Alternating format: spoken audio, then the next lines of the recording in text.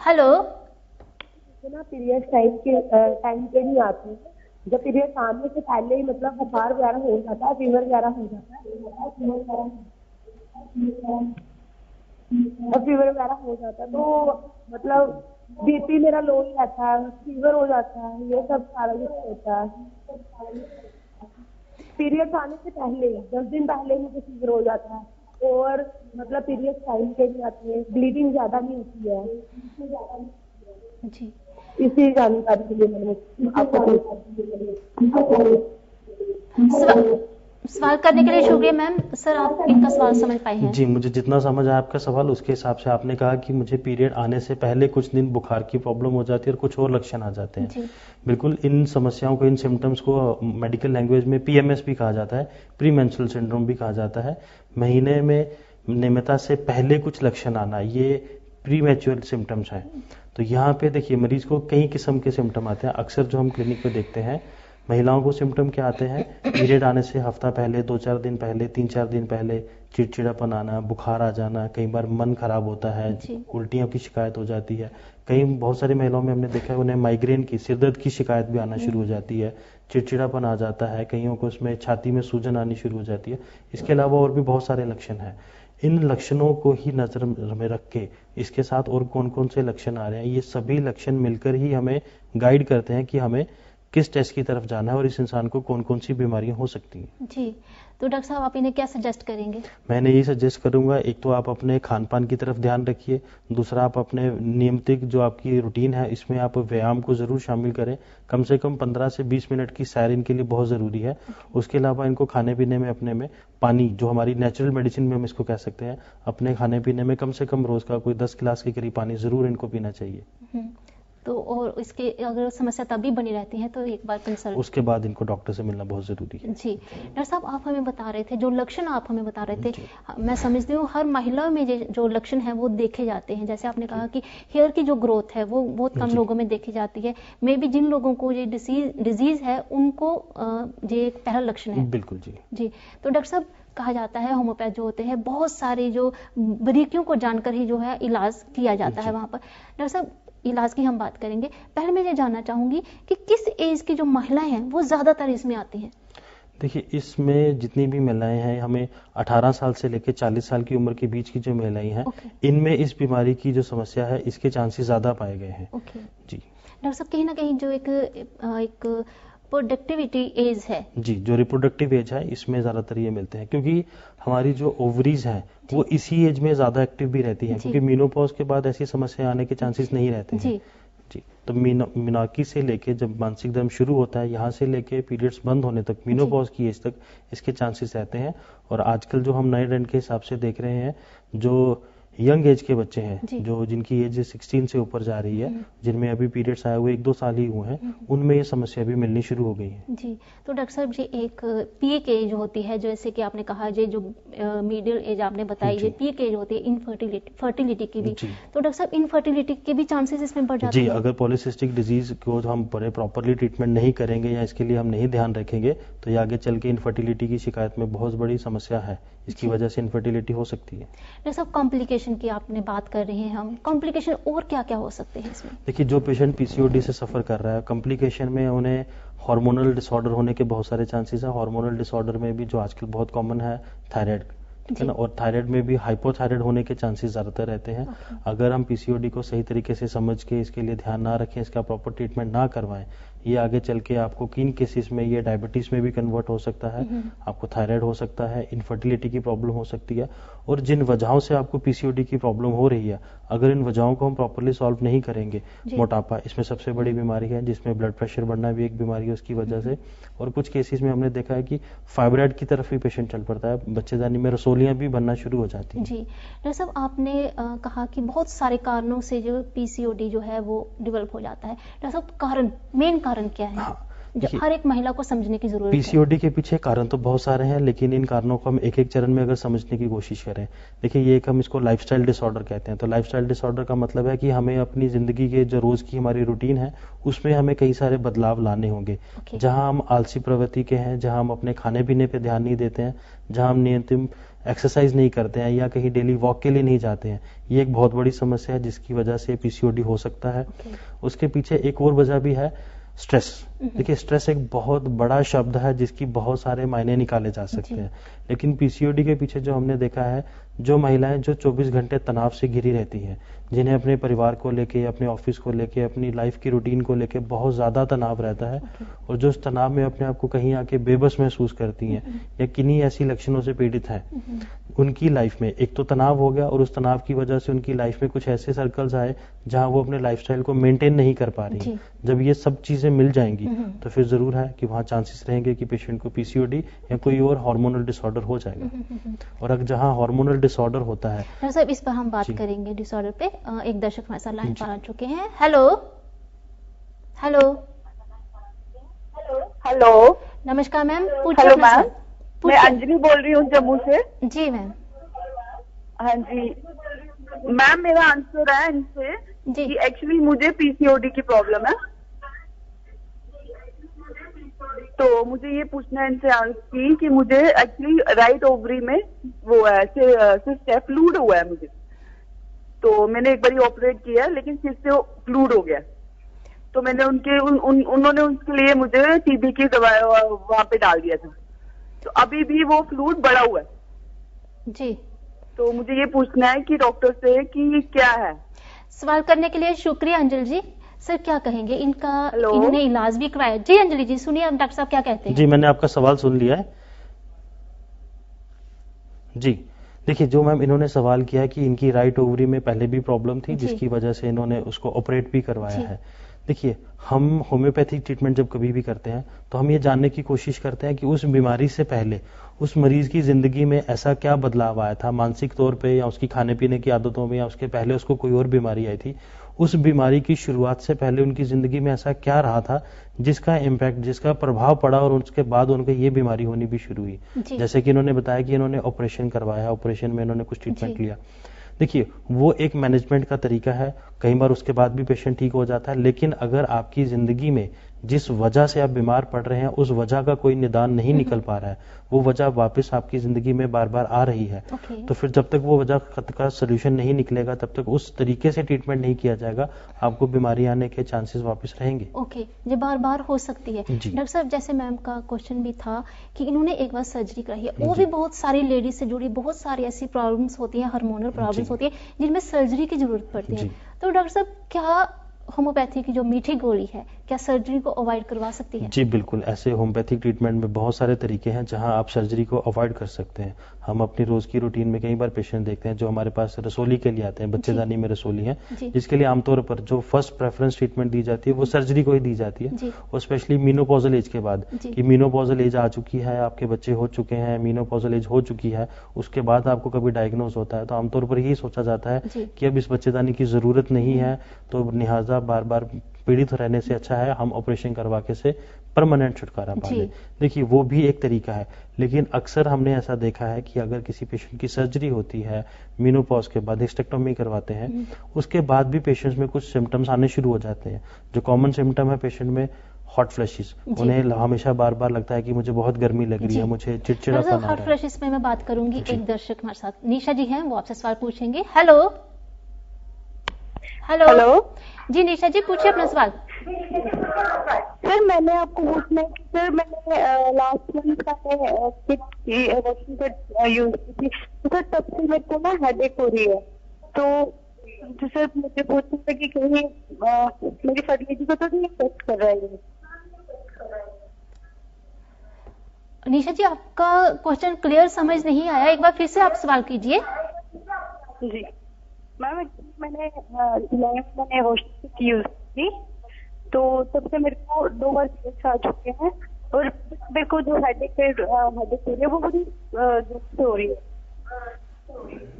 तो सर ये पूछना था कि उसका जो मेडिसिन है उसका तो साइड इफेक्ट नहीं है? निशा जी सारे आपका सवाल हमें समझ नहीं आ रहा, आपके टीवी की वॉल्यूम कम कीजिए, फिर सवाल कीजिए। मैम मैं बोल रही हूँ कि मैंने यूज की थी, तो उसके बाद मेरे को ना कंटिन्यूसली हेडेक हो रही है, बड़ी जोर वाली हो रही है। वजह से हमारा कई बार बीपी डाउन हो चुका था और कई बार हमारा बीपी हाई हो चुका है। इन सभी वजहों से इन्हें सिर दर्द की प्रॉब्लम पीरियड से पहले भी आ सकती है, पीरियड्स के दौरान भी आ सकती है। आमतौर पर जब हम पेशेंट्स को इसमें देखना शुरू करते हैं पीसीओडी के केसेस में, हम उनके लक्षणों को 3 हिस्सों में डिवाइड करने की कोशिश करते हैं। आपको पीरियड से पहले क्या क्या लक्षण आते हैं, पीरियड्स के दौरान क्या क्या लक्षण आते हैं और पीरियड्स के बाद में क्या क्या लक्षण आते हैं। इन 3 हिस्सों में कैटेगराइज करके हमारे लिए आसान हो जाता है पेशेंट को समझना भी और पेशेंट को भी समझाना उन्हें किस किस प्रकार की सावधानियां रखनी होंगी, उन्हें इसकी मैनेजमेंट के लिए क्या क्या करना होगा। जी डॉक्टर साहब, होम्योपैथी का यही एक स्ट्रेटेजी जो है, जो सिस्टम यही है कि हर चीज को बारीकी से समझा जाए और उसको मैनेज किया जाए। डॉक्टर साहब, जैसे इन्होंने बात की माइग्रेन की कि बार बार इन्हें सिर दर्द होती है, तो डॉक्टर साहब अगर होम्योपैथी का ये इलाज करवाते हैं तो जो वो मेडिसिन आप देते हैं वो एज वेज खानी होती है या फिर रेगुलर खानी पड़ेगी? देखिए, इसमें डिपेंड करता है कि पेशेंट के सिम्टम क्या है, पेशेंट हमारे पास किस अवस्था में पहुंचा है और जो भी पेशेंट समस्या हमारे पास लेके आया उसके साथ एसोसिएटेड और क्या क्या समस्याएं हैं और क्या क्या सिम्टम्स हैं, उसी हिसाब से हम पेशेंट का ट्रीटमेंट स्टार्ट करेंगे। जिसमें हमें पेशेंट को स्टार्टिंग में तो नियमित तौर पे मेडिसिन लेनी पड़ेंगी। उस मेडिसिन को स्टार्ट करने के दौरान भी हमें पहले सबसे पेशेंट के कारण को समझना है। जहां देखिए, मैंने पहले भी इस बात का जिक्र किया कि हम आमतौर पर कहते हैं कि स्ट्रेस। अब देखिए, स्ट्रेस दुनिया में शायद ही कोई इंसान बचा होगा जिसे अपनी लाइफ में नहीं है, लेकिन होम्योपैथिक इलाज में जब हम पेशेंट की हिस्ट्री लेते हैं, हमें वहां यह समझना है कि उस इंसान की उस स्ट्रेस को मैनेज करने की कैसी कैपेसिटी है, किस तरीके से वो स्ट्रेस को मैनेज करता है और उस स्ट्रेस की सिचुएशन में उस स्ट्रेस के प्रति उस इंसान की प्रतिक्रिया क्या है, कौन सा इंसान स्ट्रेस को किस तरीके से ले रहा है, वैसे ही उनकी बॉडी के सिम्टम्स में भी उसी प्रकार से जरूर बदलाव आना कहीं ना कहीं लाइफस्टाइल मॉडिफिकेशन और आपकी जो मीठी गोली है, मैं बाबा यही कह रही हूँ, तो उससे काफी हद तक दोनों चीजें अगर मिलकर हम पेशेंट के लिए। जी बिल्कुल। डॉक्टर साहब, एक दर्शक हमारे साथ हैं। Hello hello, may be phone cut गया है, दोबारा हमें करेंगे। डॉक्टर साहब, आप हमें बता रहे थे कि आपके पास बहुत सारी लेडीज जो आती हैं लक्षण लेके आती हैं, आपने हार्ट फ्लैशेस की बात की, तो डॉक्टर साहब आफ्टर मेनोपॉज जो हार्ट फ्लैशेस आपने कहा है, क्या इसका इलाज होम्योपैथिक में कारगर साबित हो रहा है? जी मैम, इसका बिल्कुल प्रॉपर होम्योपैथी में इलाज है। जिन मरीजों में हिस्टेक्टोमी नहीं हुई है उनमें भी ये सिम्टम आता है और जिन पेशेंट में हिस्टेक्टोमी हो चुकी है, बच्चेदानी को निकाला जा चुका है, ये लक्षण दोनों किस्म के मरीजों में आ सकते हैं और दोनों किस्म के मरीजों में इसका अलग अलग तरीके से इलाज किया जा सकता है। जहाँ पे ऑपरेशन हो चुका है वहां पे ये सिम्टम आ रहे हैं, वहां पे भी इसका इलाज संभव है और यहाँ ऑपरेशन नहीं हुआ वहां भी इसको समझने की कोशिश की जाती है कि ऐसा उनकी जिंदगी में क्या हुआ। देखिए, कुछ तौर पे टेम्परेरी फेज के लिए ये सिम्टम आना, हम इसको कॉमन सिम्टम भी कहते हैं थोड़ी देर के लिए, लेकिन हॉट फ्लैशेस हमेशा जो हमने देखा है, कभी ऐसा नहीं होगा कि सिर्फ एक ही सिम्टम आ रहा है। हमेशा एक सिम्टम के साथ एसेसरी सिम्टम्स जरूर हमें मिलेंगे जो उस बीमारी के साथ कहीं ना कहीं जिनका कोई दूर तक लिंक होगा। उन सब चीजों को जब हम कंबाइन स्टडी करके समझेंगे तो then we can find out, हमें समझ आती है कि हाँ क्या हो सकता है, क्या होने वाला है। उसी के अकॉर्डिंगली हम पेशेंट को सुझाव देते हैं कि आपको अपनी लाइफस्टाइल में क्या चेंज करना है, खाने पीने में क्या चेंज करना, और जरूरत पड़ने पे सिम्टम्स के हिसाब से हम पेशेंट को गाइड करते हैं। आपको हार्मोन का टेस्ट करवाना है, आपको अल्ट्रासाउंड के लिए जाना है, आपको क्या टेस्ट करवाने हैं। जी डॉक्टर साहब, आप हमें बहुत अच्छी जानकारी दे रहे हैं। दर्शकों, हम आपको कहना चाहेंगे जिन्होंने अभी कॉल किया था वो अपना जो फोन है उससे डिस्कनेक्ट कर दे, हमारा फोन जो है हेल्ड अप हो जाए ताकि हमें और भी कॉल आ सके। तो डॉक्टर साहब, आप आज हम जो बात लेके कर रहे हैं, डॉक्टर साहब आपने कहा कि कॉम्प्लिकेशन इसके साथ कई तरह की हो सकती हैं। डॉक्टर साहब, अगर बात की जाए बार बार जो मेडिसिन है, जो धीरे धीरे इसका जो असर है वो रहता है और लंबी चलती है जी, क्या ड्यूरिंग जो प्रेगनेंसी है जी मेडिसिन आसानी से खाई जा सकती है, कितनी सेफ होती है? जी मैम, होम्योपैथिक मेडिसिन को प्रेगनेंसी के दौरान भी कंटिन्यू किया जा सकता है। इनफैक्ट ऐसे केसेस जहां पे पेशेंट को कंसीव करने में ही प्रॉब्लम आ रही है कि प्रेगनेंसी हो ही नहीं पा रही है, वो किसी भी बीमारी की वजह से हो सकती है, वो पीसीओडी की वजह से हो सकती है, थायराइड की वजह से हो सकती है और भी कई सारी बीमारियों की वजह से हो सकता है। होम्योपैथी उन केसेस में भी बहुत कारगर है। जहां तक रही प्रेगनेंसी के दौरान अगर कोई भी गर्भवती माँ होम्योपैथिक मेडिसिन को इस्तेमाल करती है, ये मेडिसिन बिल्कुल ही सेफ हैं। इस मेडिसिन की वजह से उनके आने वाले बच्चे के स्वास्थ्य पे कोई बुरा प्रभाव नहीं पड़ेगा। इनफैक्ट हम ये कह सकते हैं, जो हमारी क्लिनिकल होम्योपैथी की स्टडीज हैं, अगर कोई माँ गर्भावस्था के दौरान किसी समस्या से पीड़ित है जिससे उसके आने वाले बच्चे पे प्रभाव पड़ने के भी कुछ हो सकते हैं, संभावित है रीजन, वहां पे भी होम्योपैथी बहुत कारगर है। तो कई तरह की जो समस्या है उससे हल की जा सकती है। डॉक्टर साहब, आपने बात की कि प्रेगनेंसी की, इनफर्टिलिटी की आपने बात की कि कॉम्प्लिकेशन वो भी हो सकती है, मिसकैरेज हो सकता है, जहाँ कंसीव ही नहीं हो सकता है, तो डॉक्टर साहब उन चीजों का क्या इलाज है होम्योपैथिक में? मैम देखिए, उन चीज़ों में भी हमें सबसे पहले तो ये समझना होगा कि मरीज की ज़िंदगी में ऐसी क्या क्या वजहें हैं जिनकी वजह से उसे ये बीमारी हुई है। अगर पीसीओडी की वजह से इनफर्टिलिटी है तो वहाँ पे आपको पहले तो पीसीओडी को सॉल्व करना है। अगर थायराइड के बाद पीसीओडी और थायराइड के बाद पीसीओडी से आपको इनफर्टिलिटी की प्रॉब्लम आ रही है तो वहाँ आपको मूल कारण पे जाना है। आपको थायराइड के लिए भी ट्रीटमेंट साथ में करना है। जी डॉक्टर साहब, आपने थायराइड की बात की, एक दर्शक हमारे साथ लाइन है, वो सवाल पूछेंगे। हेलो हेलो हेलो हेलो, में भी हमारी आवाज नहीं सुन पा रहे हैं। तो डॉक्टर साहब, जैसे आपने कहा कि बहुत सारे कॉम्प्लिकेशन हो सकते हैं आजकल, अगर देखा जाए तो high blood pressure, diabetes, thyroid की जैसे आपने बात की, बहुत सी कॉमन सी समस्या है, तकरीबन हर कोई इसकी चपेट में आ रहा है, हर तीसरा व्यक्ति जो है इसकी चपेट में है। तो डॉक्टर साहब, इनकी जो मेडिसिन है वो भी बहुत लॉन्ग टर्म तक चलती हैं।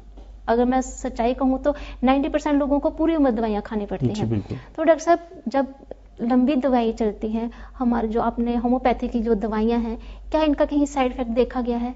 देखिए, अगर कोई भी मरीज होम्योपैथिक दवाई को किसी पढ़े लिखे डॉक्टर के चिकित्सा अनुभव के अनुसार लेता है, अगर किसी डॉक्टरी सलाह के बाद आप दवाई ले रहे हैं तो डॉक्टरी दवाई सलाह के बाद दवाई कोई भी शायद नुकसान नहीं करती है। लेकिन कई बार देखा गया है कि आजकल के ज़माने में जो हम देखते हैं, पेशेंट ने इंटरनेट से कहीं से पढ़ा, कोई दवाई मिल गई, किसी ने गूगल से कोई जानकारी उठाई, जहाँ भी ऐसे केसेस में पेशेंट अपनी सेल्फ मेडिकेशन पे आता है वहाँ मेडिसिन के साइड इफेक्ट की वजह से कुछ और बीमारियां उत्पन्न होने के भी चांसेस हैं। लेकिन अगर कोई भी मरीज किसी भी अच्छे डॉक्टर, अनुभवी डॉक्टर से सलाह मशवरा करके दवाई ले रहा है तो वहां पर होम्योपैथिक मेडिसिन का कोई साइड इफेक्ट होने के चांस नहीं है। इस पर हम फिर से बात करेंगे। Hello hello hello hello hello, sir पूछिए अपना सवाल। सर टीवी की वॉल्यूम कम कीजिए, फिर सवाल पूछिए।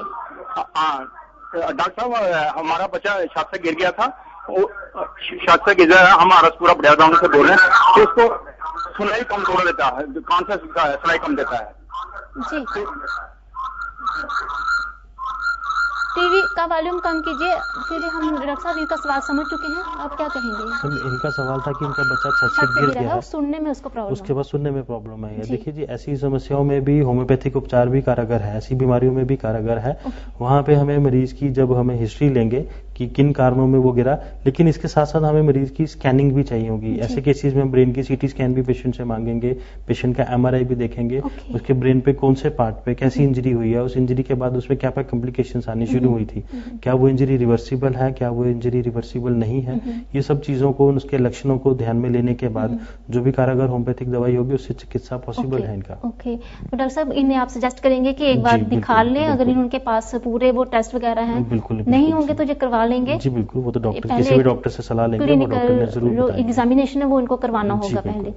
जी डॉक्टर साहब, हम बात कर रहे हैं होम्योपैथी की। होम्योपैथी की अगर बात की जाए, एक दर्शक हमारे साथ आ चुके हैं। हेलो हेलो, नमस्कार सर, पूछिए अपना सवाल।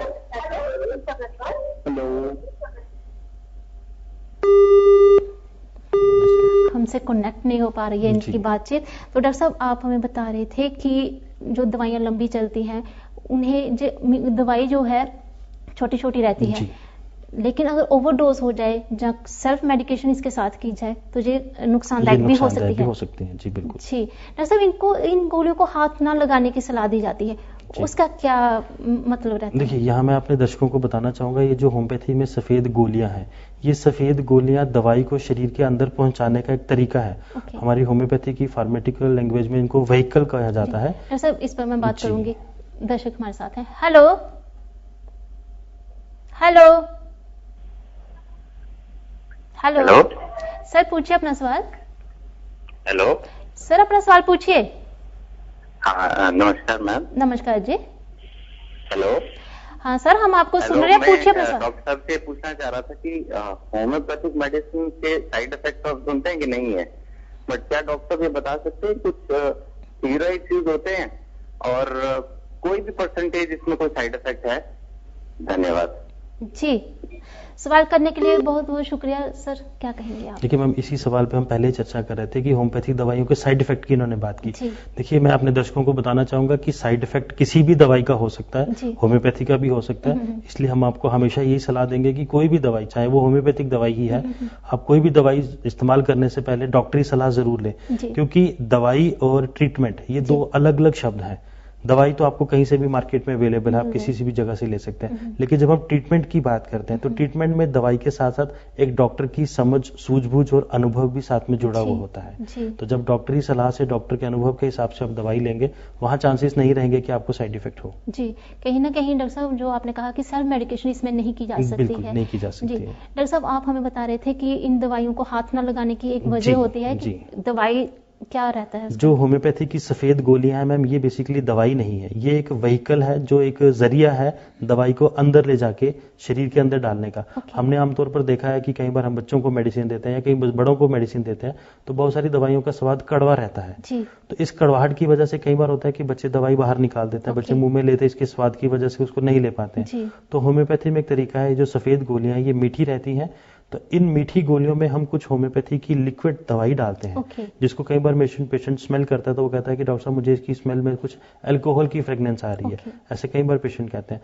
वो जो मीठी गोलियां हैं वो होम्योपैथिक दवाई को शरीर के अंदर पहुंचाने का एक जरिया है, माध्यम है। तो इसीलिए हम पेशेंट को कहते हैं कि उन गोलियों पे हाथ में ना डालें, जी। क्योंकि कई बार हमारे हाथ में इन्फेक्शन से होते जी, हैं, जी। गंदगी, धूल मिट्टी लगी है तो वो टैबलेट को इन्फेक्ट कर सकता है। ओके, हाइजीन जी। रहना बहुत जरूरी है। बहुत डॉक्टर साहब जरूरी है। एक और दर्शक हमारे साथ है। हेलो हेलो हेलो नमस्कार मैम, पूछिए हेलो। अपना सवाल। जी मैम, पूछिए अपना सवाल।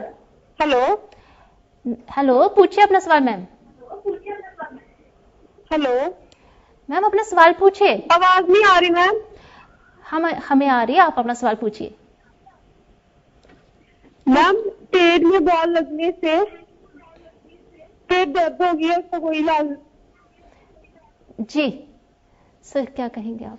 हम, मुझे जहां तक इनका सवाल समझ पाया, पेट पे कोई चोट, बॉल लगने के बॉल बाद से इनको की पेट वजह में से- दर्द जी, शिकायत आ रही जी। है। देखिए मैं अपने दर्शकों को समझाना चाहूंगा कि ऐसी समस्या जब अगर भी आपको आ रही है, आप जरूर किसी डॉक्टर से मिलें। किसी अच्छे डॉक्टर से मिलने से ये होगा कि वो डॉक्टर आपको सलाह देंगे कि यह दर्द की वजह से आपको कोई सिम्टम आ रहा है या आपको कोई स्कैनिंग की जरूरत है, या डॉक्टर क्लिनिकल एग्जामिनेशन करके जी। इनको समझा पाएंगे कि आपके लिए क्या ट्रीटमेंट है, और उस वजह को जानने के लिए, क्या उस चोट की वजह से कोई समस्या तो नहीं बन गई है, जी। वो अल्ट्रासाउंड करके, सीटी स्कैन करके समझी जा सकती है। ओके, तो डॉक्टर साहब होम्योपैथी की अगर मैं बात करूं तो क्या पूरे टेस्ट वगैरह करवाए जाते हैं, या फिर सिम्टोमेटिक इलाज जो है वो शुरू कर दिया जाता है? नहीं, देखिए दोनों तरीके से किया जा सकता है। जहां हमें लगता है कि सिम्टोमेटिक ट्रीटमेंट से ही पेशेंट को ठीक किया जा सकता है, वहां सिम्टोमेटिक ट्रीटमेंट से भी शुरू किया जाता है, और जहां लगता है कि इनके सिम्टम्स हमें गाइड कर रहे हैं कि कुछ टेस्ट करवाने की जरूरत है, कुछ हार्मोनल टेस्ट या कुछ हमें सीटी स्कैन, अल्ट्रासाउंड की जरूरत है, दोनों किस्म से ट्रीटमेंट किया जाता ओके, है। डॉक्टर साहब कहा जाता है होम्योपैथी जो दवाइयाँ होती हैं इनका जो असर होता है वो धीरे धीरे होता है। तो डॉक्टर साहब अगर इमरजेंसी सिचुएशन हो तो तब क्या करना होता है?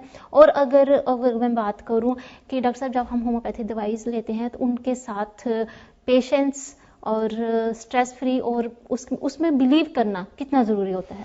देखिए मैम, जहाँ तक हमारे मन में एक बड़ी आम भ्रम, जो लोगों को भ्रम है कि होम्योपैथिक दवाइयाँ आहिस्ता असर करती हैं, मैं यहाँ अपने दर्शकों को बताना चाहूँगा कि ऐसा हमेशा नहीं है कि होम्योपैथिक दवाइयाँ आहिस्ता असर करती हैं। होम्योपैथिक दवाइयाँ, अगर हमारे पास कोई डेंगू का मरीज आता है सपोज करिए, या हमारे पास कभी कोई इमरजेंसी में सिचुएशन आती है, वहाँ होम्योपैथिक दवाइयाँ आहिस्ता असर नहीं करती हैं। होम्योपैथिक दवाइयाँ न्यूट्रल हैं, ये ना आहिस्ता असर करती है ना जल्दी करती हैं। ये मरीज के लक्षणों पे डिपेंड करता है, मरीज के शरीर ने कितनी स्पीड से लक्षण बनाया, हमारी दवाई जाने के बाद वो लक्षण उतनी ही सिवियरिटी, उतनी ही स्पीड के साथ वापस जाएगा। जी डॉक्टर साहब, कहीं ना कहीं फॉलोअप में रहना भी बहुत इंपॉर्टेंट होता है। डॉक्टर साहब आपने हमें कई तरह की जानकारी दी, आपका बहुत बहुत शुक्रिया। दोस्तों, जैसे डॉक्टर साहब ने बताया कि गोली मीठी होती है परंतु बहुत असरदार होती है, बहुत सारी बीमारियों में ये कारगर भी साबित हो रही है। तो उम्मीद है आप भी होम्योपैथी जो ट्रीटमेंट है उसकी तरफ जाएंगे। दोस्तों, आप लोग खुश रहें, स्वस्थ रहें, इसी लक्ष्य के साथ अगले अंक में हम फिर हाजिर होंगे किसी और विषय के साथ। Till then take care. देखते रहिए दूरदर्शन जम्मू।